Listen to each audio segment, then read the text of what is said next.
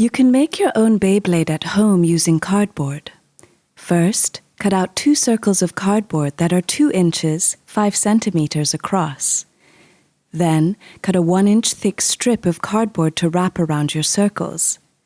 Use hot glue to attach the strip on top of one of the circles.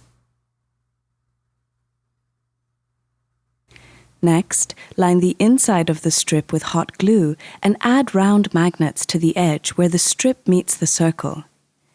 Place your second cardboard circle on top of the magnets and glue the circles together with the strip in between them.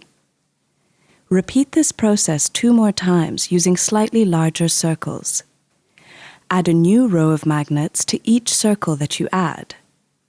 Cut a small opening in the bottom of the smallest circle and stick a magnet or marble into it so your Beyblade can spin.